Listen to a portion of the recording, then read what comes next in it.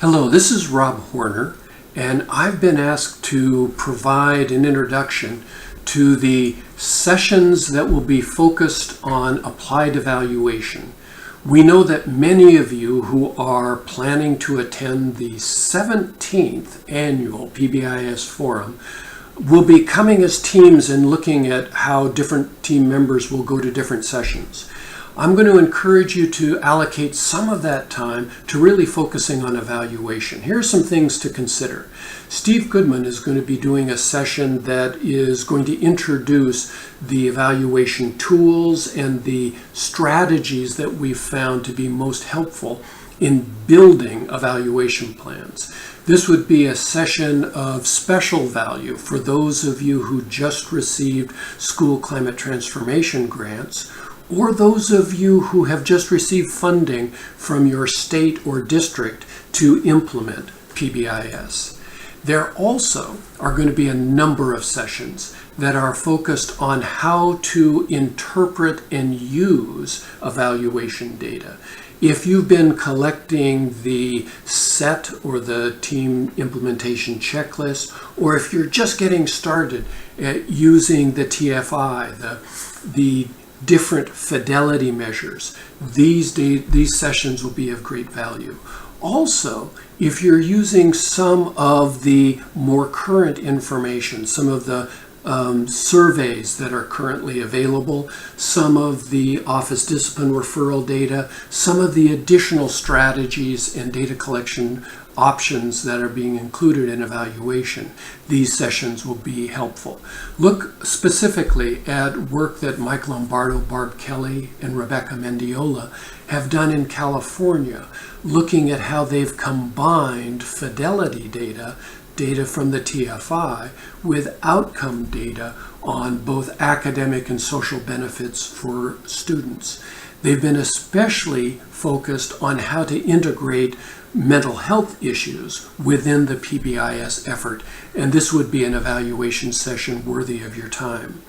Tamika LaSalle is using more current data coming from the surveys that we're doing, the climate surveys to students, to staff, and to families that come together and look at the extent to which, as a school, you're creating the kind of social culture that will make the school an effective learning environment.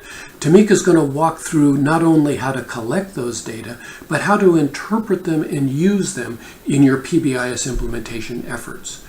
One of my favorites is the work that Terry Scott has done around classroom management and classroom systems. The session that Terry's going to do this coming year is especially going to focus on student-teacher interactions and relationships. How do you assess the extent to which you've got the kind of student-teacher relationships that are going to make not just the classroom, but the school a more effective environment? And Sherry Luking and her group are going to be extending that one step further by looking at the extent to which the surveys that we're getting and the feedback systems we're getting are really including families as active members in the PBIS implementation process. One of Sherry's messages is going to be looking at the extent to which families feel not only that they are receiving information, but that they also have multiple ways of communicating information to the school. Now, there are also some new developments related to evaluation that you and your team might want to focus on. Bridget Flannery and her group at the University of Oregon have really been looking at how to use evaluation data for high schools. Now, we know that high schools are focused a lot on attendance, on classroom systems, in addition to focusing on behavior. And Bridget has melded that into an ABC data collection protocol that is an advance, I think, in terms of the way that we think about evaluating PBIS implementation.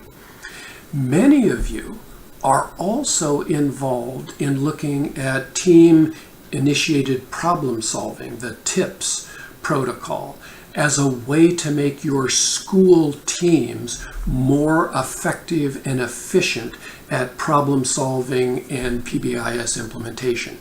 Erin Chaparro has been looking at how to make the TIPS protocol more automated and more efficient. Her session is going to be sharing how do you do TIPS, but how do you do it faster, easier, cheaper, more efficiently. Diane Lemaster and Jessica Daly are also going to talk about how we have learned to use coaching strategies in the TIPS implementation process. So those of you who are evaluating how to make your school teams more effective, I really recommend those two sessions.